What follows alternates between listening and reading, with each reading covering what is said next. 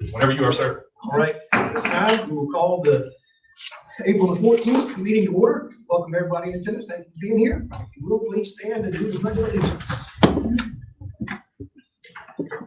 I pledge Allegiance to the flag of the United States of America and to the republic for which it stands, one nation, under God, indivisible, with liberty and justice for all.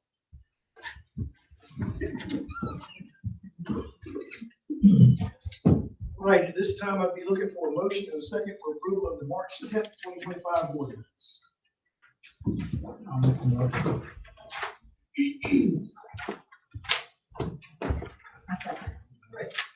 Motion and a second. Any further discussion? Being none, all in favor say aye. Aye. Opposed, nay. Motion carries 7-0. Moving along under instructional, first item we have here is overnight field trip request. Mr. Green. Yes, sir, Mr. Chair. The Science Olympiad team and the bridge building team at Polk Middle School have again outdone themselves and have earned themselves the right to attend competition in Raleigh. As you know, our policy does allow for less than a 6 weeks time frame if they have earned the right to competition, which is the case. I've given you 2 sheets of paper, one for bridge building and one for Science Olympiad, that I feel like have about 90% of the details on there. I just wanted you to know that I will be following up with both those groups to make sure everything's cinched up. But you can see they've already got a good handle on what's going to happen, where they're going, who's driving, all those kinds of things. So Mr. Fagan can weigh in. I still like the board's kind of blessing on those teams going, even though we don't have to have that 6 weeks time frame to pull that off. So Mr. Fagan, would you add anything to that? So would love the board's endorsement, Mr. Chair. I would like a motion and a second for approval then, please. I'll make a motion that we approve both field trips. I'll second. Motion and a second. Any further discussion? Again, none, all in favor say aye. Aye. Opposed, nay. Motion also carries 7-0. Next, we have the AIG plans. Andrea Walter. All right, thank you for having me. Every 3 years, we need to update our AIG plans. So this is the year. This will be the plan that goes through 2025 through 2028. I am the AIG coordinator / specialist, and I've been working very closely with Jen Crump. Okay, the legislation from the state level that talks about AIG is Article 9B. So it defines AIG as students who either are performing or show the potential to perform at substantially higher levels than their peers. We identify 15 to 20% of the student population. We get state funding for 4%. Yeah, so that's the. It's so much money. Right, yeah, but it is, it's a good little chunk. And we're required to write the plan in order to get that funding. Okay. All right, the philosophy is that AIG should be all day, every day. That's the vision for it. Hard to do on the minimal budget, but the students deserve to be challenged, enriched, be able to pursue their passions all the time, all day, every day. So I'll be here as an advocate to continue providing those services. And I have a lot of ideas. Some of them from the advisory group that did not make it into the plan. They would love another position for younger grades, the talent development for kindergarten through 3rd grade. They would love more enrichment, more clubs, more advanced opportunities for our middle and high schoolers in STEM fields. So if you know anybody, I'm happy to, but I didn't write a lot of that into the plan because I know what our limits are. All right. Our plan development process was that we sent out surveys. I went to lots of meetings. We have an advisory group now that is teachers, parents, and administrators. We wrote the plan. What you see in the materials that were sent to you is what's entered into the North Carolina CCIP portal. And so unless there's a glaring editing mistake, that's what you're approving, and that's how it will go in. Today is the presentation. I'll ask for your input and questions, and then it will be submitted to North Carolina DPI, which there are a few non-negotiables that if there's a problem with that, they will come back to us, but otherwise we can begin implementation as soon as it's approved. So just quickly going through the standards so that you know what these are. Standard 1 or 2 are the big ones. So standard one is student identification. We want this to be clear, equitable, comprehensive, so that people know what's going on. One of my goals is to have this on the website in a very clear format, so that the parents know, whether their children are identified or not. So the identification criteria, we had it from 4th through 12th grade. The legislation says it has to start in kindergarten, so we added criteria for the younger grades. Don't expect too much identification at that level. We removed some of the more subjective criteria and made it that, we're looking at aptitude scores and we're looking at achievement scores and students' grades. So yeah, I think that's basically that one. Standard 2 is the programming in the whole community from kindergarten through 12th grade. It was a good learning experience for me. The kindergarten through 5th grade programming happens primarily in their regular classroom, because I'm only one person. I'm serving 3 elementary schools, and Saluda has one person to do part-time up there. So they do get specialist services from me in kindergarten, 3rd through 5th grade. Let's see, so we're working with teachers to develop enrichment and differentiation strategies. So that's kind of new. My role going and helping teachers. One teacher got the Keenan Fellowship that I work with, and the working on project-based learning, working with Root Ed or the STEM work projects. So I see us moving more towards getting people to do that enrichment and differentiation. There's some grouping questions that came up in the advisory board, so kind of doing some study of how do you group these students? Are we doing it, using best practices? And at this point, the middle school program remains pretty much similar, enrichment for ELA and math, pull-out classes, and the high school program, early college, honors classes, AP classes, clubs, so that kind of programming. Okay, differentiated curriculum instruction, so continuing our efforts to make sure that students are getting differentiation all day. That's an EC, as well as a AIG piece. Okay, we'll go over anything else. I know that personnel is a challenge right now, and getting very highly qualified personnel that have an AIG certification is challenging. But when they get it, we can recognize them and recognize them for the differentiation that they are doing in the classrooms. All right, standard 5 is about partnerships. I'd like to develop more partnerships with families, just making sure they understand how they can contribute to student growth. And I'm working closely with George Alley and Carolyn Bauman, doing mentorships, getting grants, working with partnerships in the community. And standard 6 is that we're going to keep track of that we're doing what we say that we're going to do. And thank you, Dr. Schweitzer, for realigning the family and student rights with our district policy. Clearly, that was a big piece off my plate. All right, so at this point, after your comments and questions, I would like to ask on behalf of our advanced students and their teachers and their families that you approve this plan so that we can apply. So any questions or comments? Mr. Chair, I'd like to offer just some thank yous to Andrea Walter. She has come in, I think, with a great attitude towards AIG students.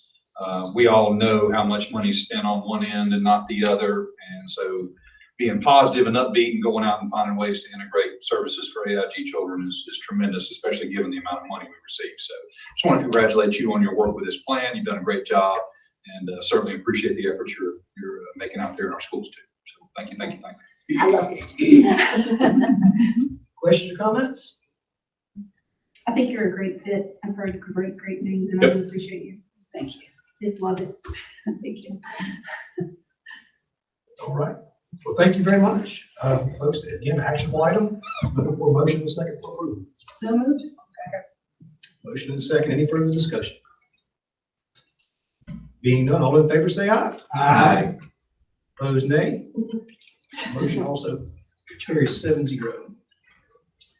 Next, we'll have our Title I audit report. Ms. Jan Crowe. Good evening, members of the board. Just wanted to share with you that we have passed our Title I, Title II, Title III, and Title IV audit.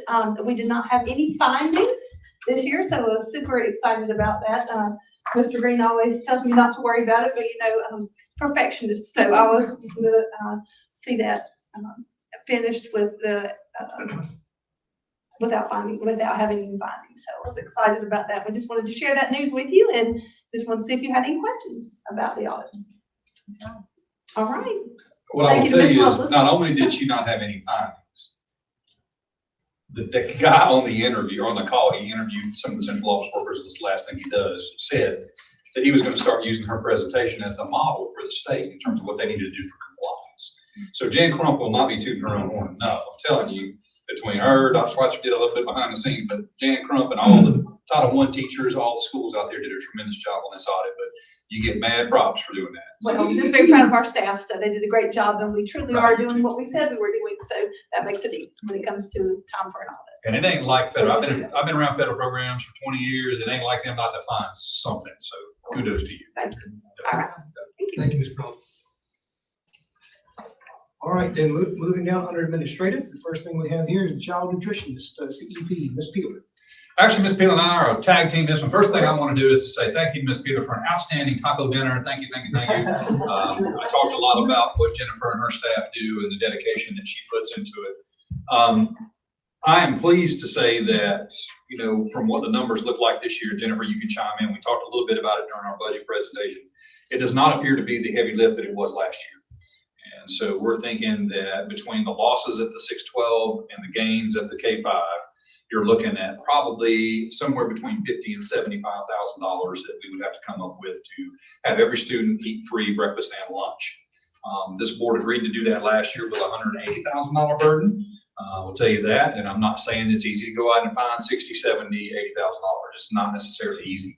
But I will say that this community in the past has been very supportive of student meals and student meal debt. So I do think, you know, with it being maybe a lighter lift, I do have to couch that, however, in our overall losses that we're probably going to incur. So that being said, I trust Jennifer. Her numbers are always right on par. And Ms. Peeler, you can add whatever you want, but I think our participation has been up and our poverty level has also gone up, which has enabled us to get to this point. Is that correct? Yes, because Polk Central and Tryon are now at 60%, which puts us, we get reimbursement more for the paid lunches. It was just Sunnyview was at 60-something%, but now they're up there too. So that really helped us group in the 4 elementary schools together. And again, that's why we see a little bit of profit when you group the 4 elementaries, about $16,000, $17,000 in profit. And that helps offset a little bit of the loss at 612. You're never going to make it 612 because those numbers are never going to be, you know, up. So questions? Have any answer any questions? I believe you hear it. I don't know if y'all hear it out there. I certainly hear from parents, especially your working class folks and those who don't have a lot of income, how important this is. And I can absolutely tell you those kids are different creatures when they don't have to get a number. The other thing that I've heard is that free and reduced lunch forms going forward may have to have proof of income on them. And I can tell you right now, if you require families to put a check stub on their application, it ain't gonna happen. So I'm even more concerned about, you know, kids getting food if that's going to be the case. There's a caveat here that the federal government could pull the rug out from under us and not offer this program or restrict it greatly. There was talk about if every school in your district is not over 60%, then you don't even qualify. So we'll keep you posted on that. But right now it appears we can do it and our losses will be somewhere between $50,000 and $75,000. So this is an actual item. Are we doing CEP or are we not? Okay, I got you. I don't think there's any other advantageous way to group the schools. I think she's done it the most lucrative way possible. I grouped them every way I could. And Yep. that's the best way. I'll make a motion, we do it. I'll second it. That's the balance. When you got 7 people, I won't even second the motion. Rick got the. He got there first. Yeah, I think then y'all hit second first. So yeah. I really appreciate that because I tell you, at the high school, you can just really see how much they're eating over there. And it's not a stigma to them. It's very awesome. It's literally almost daily. It's double the. Not every day, but almost daily. I mean, the stats are very clear. The only thing y'all are gonna have to do is make sure that we talk Debbie off the ledge. We're off the ledge. We love you. All in favor, say aye. Opposed, nay. That motion also carries 7-0. Ms. Taylor, thank you so much for dinner tonight. Sure, no problem. I was gonna tell you, I told Karen in our last meeting we had that I figured 133,000 would be our loss for this year. And I think it's going to be like 140, 145. So my calculations were pretty. Yeah, we told you 180 last year. We wound up about 140, 150. Now, there's still some stuff to be paid. And there's a certain amount of cash back and forth. We have to do a little bit with personnel sometimes. So I think she's dead on with her numbers in terms of what the estimates are. Well, thank you very much for all you're doing there. Very good. Good job, Peeler. All right, we're going to stick with Ms. Peeler here. We're going to have food service rollover bids. Yeah, everybody agreed to roll over with us this year, our produce, Cisco, which we're happy not to have to go out and rebid with them Yep. because our, They might turn us down again. will not turn us down again, plus, our fixed fee. Right now, when I get a bid, I get a price for each item that goes out to all people that's in the alliance. And for our school system, then we have to pay $4.06 more on per case. That's what they would have us to pay. And if we had to go back out and rebid again, they would go up on that. Oh, yeah. And we've already almost tripled in the last 6 years of what we're paying for food costs. So I'm glad that we didn't have to go out and rebid again. I certainly would support this as a superintendent. I don't feel like it's going to be productive at all to go back out for bids. And I will tell you that Ms. Peeler does a great job monitoring our providers. As we talked about milk, she was hardcore, but the smackdown got the milk taken care of. So I certainly value her judgment and support all of these rolling. Kind of goes back to the ain't broke, don't fix it. Don't fix it. All right, it's an actionable item. Looking for a motion and a second for approval. I'll make a motion to approve. A second. Motion and second. Any further discussion? Hearing none, all in favor say aye. Aye. Opposed, nay. Motion carries 7-0. I have happy children about the milk.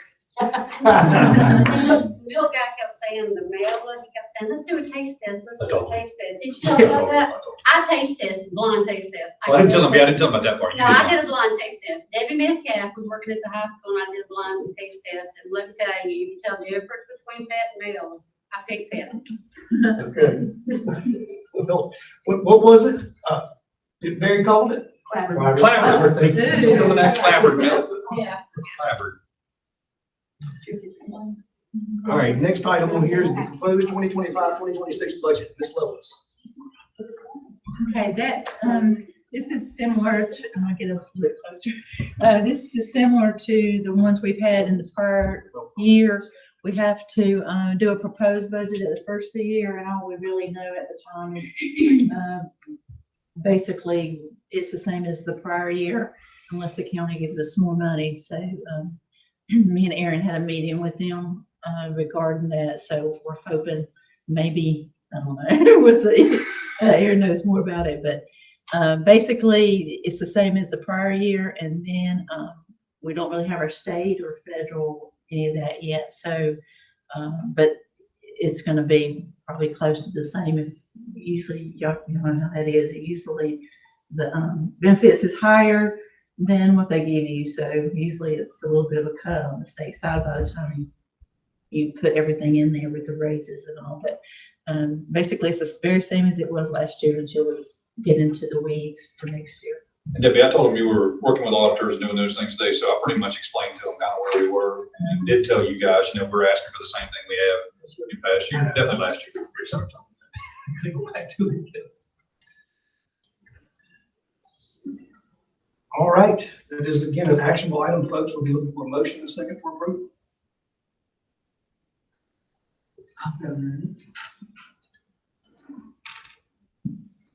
A second. Motion and a second. Any further discussion? All in favor say aye. Aye. Opposed, nay. That motion carries 7-0. And I will back up one that I skipped and go back to the budget amendment. We're sticking with you, Ms. Lovelace. Okay. Okay, on the budget amendment, okay, this is the one for through the end of March. And, in the amendment, we got some hurricane relief money and they take some of it back.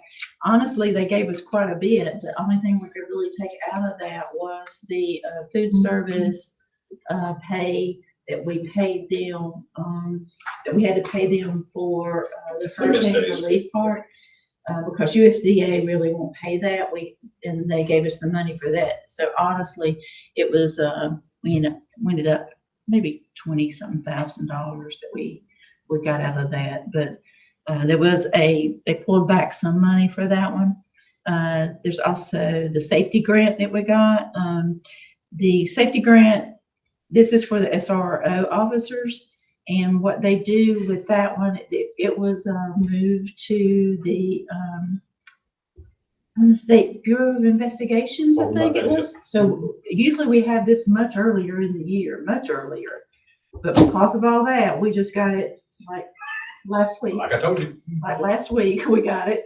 So I was scared that we weren't going to get it for some reason. I was questioning Brandon, and I'm like, they haven't gave it to us yet. So, but we finally got it last week. We also got a little bit of money for exceptional children, a little bit of driver's ed, and then the NCVPS reduction. There's usually a small reduction for NCVPS, and that is based on the prior year.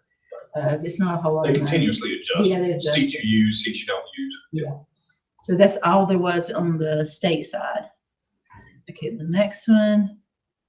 Okay, the local, that's just where I switched between 5,000 instructional and system-wide. I'll be doing some more of those as we go. A lot of that depends on our Fund 8 sometimes too, because the other funds affects that. If I move like to make some money in one code, I might have to take it out of another one, but usually it'll end up netting us. If you got a higher paid teacher, you try to put them in state.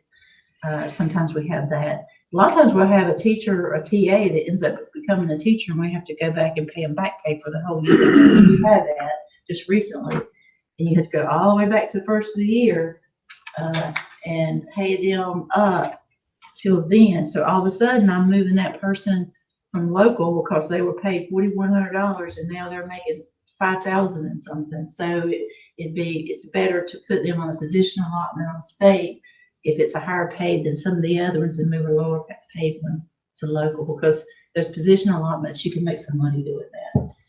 If it Debbie, wasn't- we just call it to the board. I just call it Debbie moving money magic. That's what we call it. Yeah. It's just, it depends on how much money. I mean, you can make quite a bit of money, but the way I've got it now, we don't have it very often anymore, because I check that pretty often, and I really can't move a whole lot of people anymore. You got it it's down to kind of science. hard. Yep. It's hard. Okay, fund. This is our capital. There was just small adjustments. We got just a little bit of interest and a little bit of a transfer between two different ones. So that really wasn't a whole lot between that one on that capital. Then Fund 8, we had some additional revenues. I'm on the right one, yeah, okay. A little bit of FEMA, some Gear Up money. We got a Gear Up grant that we got at small schools. There was a little bit on that one that came in, and Saluda special taxes, and a big amount of that is the PC4K that we had, the event that we had at the Equestrian Center. That's in here, and that's all.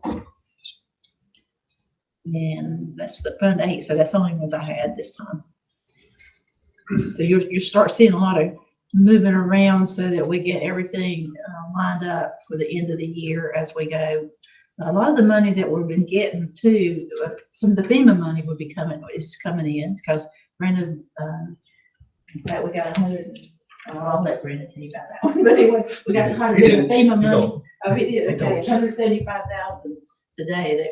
We were not expecting that, so that's for the long behind Saluda. Good stuff. So there'll be quite a bit of, and a lot of them are behind, so they start getting caught up at the end of the year. So sometimes a lot of revenues come in at the end. you had to foot the bill all year. I mean, all that time. So now it's just came back. Questions from Ms. Lovelace? Once again, an actionable item, looking for motion and second for approval of the budget amendment. I'll motion. Second. Motion and second. Any further discussion? All in favor, say aye. Aye. Opposed, nay. Motion carries 7-0.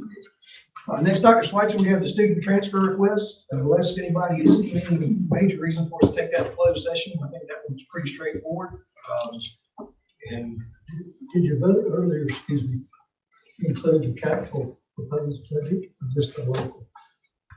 The capital is the same as the prior year also. Yeah. So, They give us 312,000 every year, for the same amount. And that changes quite a bit based on projects because also, we don't know exactly what that's gonna be next year. It's got to do with tax set aside and some of the lottery money. But we always start the year out with the promised 312,000. Mr. Baker, it's my understanding that that's all in one budget request. So your capital and your operations is together in one amount. so that's what you. I didn't catch it. I thought you were directing me to skip number 3 like Rick did. You were looking at an entirely different issue. I thought you skipped 4 too. I hear you. So again, on the student transfer request, anybody see any reason to take that to closed session? I move we approve. I'll second. Motion and a second. All in favor, say aye. Aye. Opposed, nay. Motion carries 7-0. Dr. Schweitzer, we will stick with you for the Polk County High School Fire System Replacement Project. Ms. Odell has prodded me on saying move quick, so we're going to move quick. So as we discussed in our budget session, PCHS Fire System Replacement Project. Wanted to throw this out there. I did a bid tabulation sheet for each one of these. Bids are available to you guys as well for you to take a look at. This is a full fire system replacement for Polk County High School. We received 2 bids, one from Centos and one from 137 Fire and Security, with 137 Fire and Security winning that bid.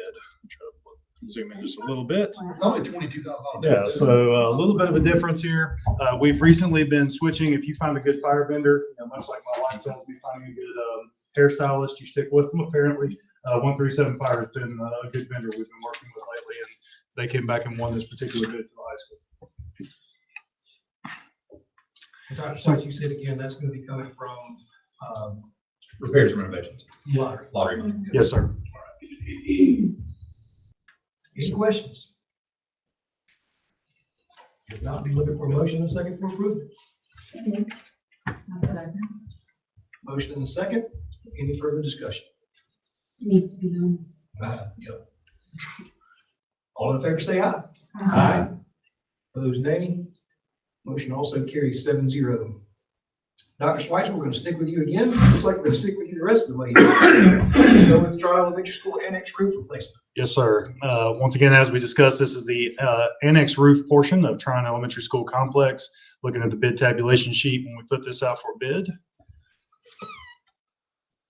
Open it up for me. There we go. We did receive 3 bids on this particular project, with Greer Roofing winning that bid. Interestingly enough, 2 of the bidders refused bid on the gutter and downspout portion of that project. If you're going to replace and go to a standing seam metal roof, gutters and downspouts seem to be a pretty critical component of that. They no bid on that. Even with that, Greer Roofing, with their combined gutter downspout and their annex roofing bid, still came in as the low bidder. Okay. Were they just assuming they just let it run off? They informed us we would have to independently contract with another supplier. Okay. We would have to reach out to somebody. They just don't do gutters. That's what it is. Are they gonna tear that roof off? And remediate the subsurface for any issues.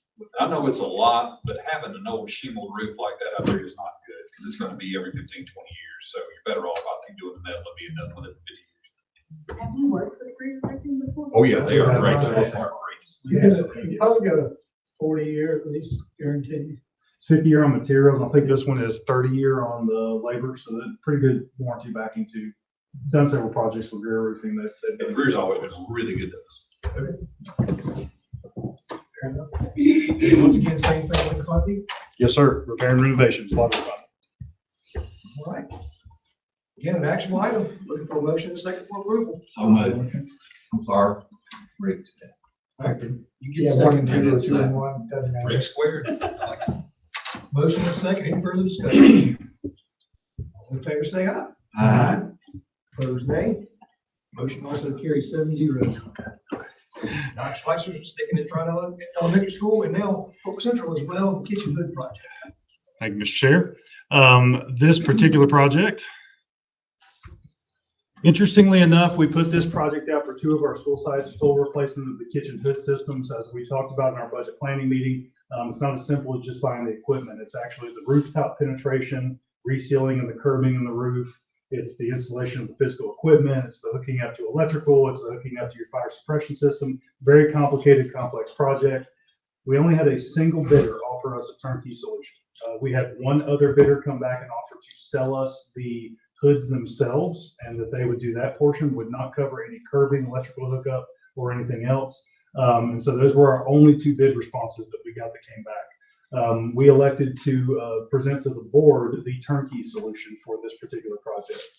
So what you see here is just Denver Equipment's bid on both of those particular sites. Well, my eyesight is getting bad. It's time for glasses. We are looking at Polk Central Elementary School, came back at $73,000 and some change for that hood project. And Tryon Elementary School, diagram of it, Tryon Elementary School came out to $77,820 for that particular project. Dr. Schweitzer, correct me if I'm wrong, but if we don't get these projects done, we may have to be forced to shut down our cafeterias. Is that correct? Yes, sir. Okay, just a little added push there for you. One more thing in addition, Tryon Elementary School is without air conditioning in their cafeteria. Structural design of that building precludes us from being able to add it. It would require a full electrical system remodel. We're talking millions of dollars to make that happen, to have it to be a place where it could receive air conditioning in that area. A kitchen hood provides much needed ventilation, removal of hot air. We'll pull the cold air from the cafeteria into the kitchen. It would be a great upgrade for that staff.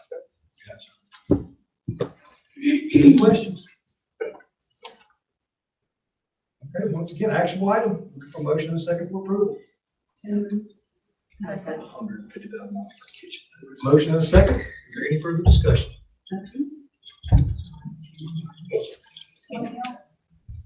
Either one. You're fighting for them. I was pointing. Somebody was taking my hand.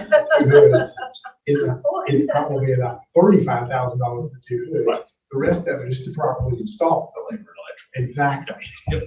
Any further discussion? All in favor, say aye.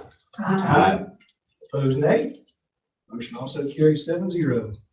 And last, Dr. Schweitzer, will be looking at you for the North Carolina School Capital Lottery funding request. Thank you, Mr. Chair. I won't bore you with clicking into each one of these, but this is the standard lottery form request, first filled out by our Board of Education. Upon its approval, it's then submitted to the County Board of Commissioners. They'll sign off on it, and then we can send it on to NCDPI for recovery of these funds through Repair and Renovations Lottery. So it will be all 3 of the projects. You see 4 documents because Polk Central and Tryon's hood projects had to be split apart. They weren't documented by site. So that's the rationale for the 4 applications to be submitted to our county commissioners next. Any questions on that?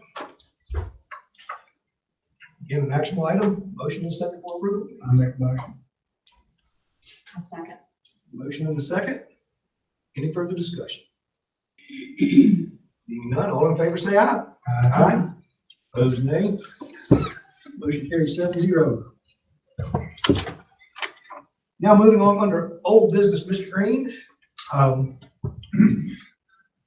Yes, Mr. Chair, we had originally approved this already, our summer program plan from a testing perspective. There have been some changes in terms of the flexibility they've given us. DPI came back, made some shifts, and so we felt like doing some things just a little bit differently would be more advantageous for our students. So just need the board to reapprove our summer program plan. It's not that much different. It's just a matter of where we shifted our testing windows, we feel like, to better serve our kids Would you add anything to that? No, that you're correct.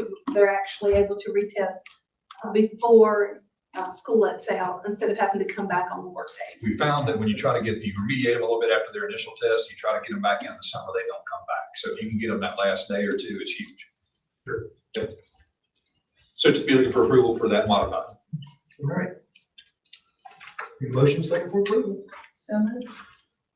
Second. Motion second. Any further discussion? All in favor, say aye. Aye. Opposed, nay. Motion carries 7-0. Any other old business, Mr. Green? Of course, Mr. Chair. We finally got, I think, all of our bills paid. We got the bills in from the Equestrian Center, and Advent Polk Health gave us their donation. We made over $60,000 that night. So I just want to tell you that is absolutely incredible for one night fundraiser in Polk County. Over about 62.5 is what I think we made. That's pretty outstanding. So just wanted to say that. And then I think we've talked about everything else, Mr. Chair. Just a reminder that, I am convinced that the $500,000 for the paving will be in the county commission. I'll say that in open session right now, that we are talking about how to make that happen. And then, as we discussed in our budget meeting about strategic planning, we will bring you a draft in May for you to consider with the hopes of adopting our strategic plan in June for the next 5 years. New business. Ready for new business? Whenever you are, sir. Go ahead, fire away. So the new business I have for you tonight is, and I sent you, I think, this request as a board on the statues. Did everybody get that request? Maybe I didn't send it, but I think everybody did. I sent you an email really quick with a picture on it. If you can pull that up for me there, Doc Schweitz. Thanks, sir. Forgive me for a little bird walk. I have for years been in the gray about when we make decisions for what is placed in Stearns Park and where, and when we don't. What it appears to me to be is whenever the county or the town doesn't want to say no, they send it to us to say no. Whenever the county or town want to do what they want to do, they don't ask us squat. So, Mr. Fagan, you learned an interesting piece of information. Would you like to share that with the board, sir? Sure. I kept, when Aaron brought this up to me, I kept thinking, and saying that I believe we had some agreement in place with the county or the town where we don't really control Stearns Park. I don't know who's mowing it. We know who's mowing it. They mow it, they maintain it. Yeah. And it turns out what it was a lease from 1990. I can't find that lease. I went through all my old stuff. I spent an hour on Registered Deeds Office website today trying to pull it up. I couldn't find it under historical records or anything. But I ran across a letter that I wrote to Tom Hicks, who was the county attorney at the time, in May of 2008, where we agreed that the county consenting to the town using Stearns Park for the 4th of July celebration was within the county's prerogative under their lease. And so apparently there's a lease in place in favor of the county from Polk County Board of Education. And so it ain't our call. It's the county's call. So if And the county's already holding that, they just It's in a wait mess. on us. The county didn't want to make a ruling, Ms. Gibbs. So, so if you feel like punting, I think you have reason to do so. Mr. Chair, here's what I'd like to do with the board's permission. I certainly value our emergency services workers, and they have been through it, trust me. So in terms of doing something to honor our police and our fire, I have no issue with that. I don't think anybody here does. However, I do think this is an issue that we may, as a board, want to remind people what the process is. What I'd like to do is to let Ms. Jennings know, who is the one who initiated this, fine with me, that Ms. Jennings, our Board of Education does not object to you placing these statues in the park. Furthermore, do y'all have any kind of huge concern about where they go? I mean, Columbus went on this corner. I think they might be better suited on this other corner where the old, isn't that an old war memorial monument or something? The bricks that go up. Yeah, Captain Howard. Captain Howard, yeah. So on one of the two corners, I think it's not gonna be any worse looking. And you can see the high quality statue that they have gotten. They got a policeman pretty much similar to that. And so they're not huge. So I would argue that the best course of action for the board would be to say, the board does not object. We would ask that maybe one of the two corners is where they be placed with the appropriate plaque. However, you need to go through the county whose land this is for ultimate approval. Y'all good with that? Yeah, you might want to tell them that the county has leased the land, so we have to go. Trust me, I'll So correct it. I'd say the county who has control of the plan. So with the We board, own it. if the board wishes for me to progress in that fashion, I'm happy to do so. What's the pleasure of the board? Go for it. And I think going forward, that is excellent information. Can I recuse myself from this? You can. No, I bought the plaque. Oh, no, you don't have, because we're not gonna, this is just directing me what to do. So Okay. we can't really vote on it because it's not our decision. So what I'll do is say we are in support of it. We don't object to it. You know, if you want our opinion on placement, there's your two places. But at the end of the day, that's the county's call to make. Good luck. Sir, how much are you paying us for our lease? Obviously nothing, because we don't compete. I think it's probably $1 for. Yeah, it's probably a beneficial lease. Thank you. And that has accrued to the point where I think we ought to have Stearns parking lot repaved. Wouldn't that be nice? Now, that's when you could go lean on. No, I'm going to lean on it because Oh, good. there is a ton of people that use this parking lot other than that. I mean, every lunchtime, it's ridiculous. I think they'll probably come up with. That was not the question at hand, Mr. Chair, I'm sorry. And maybe, Other than that, Mr. Chair, I think that is it for the new business. We talked a little bit about the bills and things that I was concerned about, but other than that, we should be good to go. All right. And we have the information presented to the board, Head Start Policy Council minutes, preschool monthly report, pre-K financial report, monthly financial report, and monthly credit card report. We also have NCSBA offered optional board training, Summer Leadership Conference, June 16th through the 20th at Light Beach, Western Leadership Education and Development, September the 19th, 9 a.m. to 12 p.m., and then the NCSBA Video Training Library. We have no one signed up for public input. Mr. Green, other than personnel, do we have attorney-client privilege? We do. Anything else for closed session? All right, we're looking for a motion to move into closed session for purposes of discussing personnel and attorney-client privilege. So. Motion second. All in favor, say aye. Aye. Opposed, nay. Motion carries 7-0.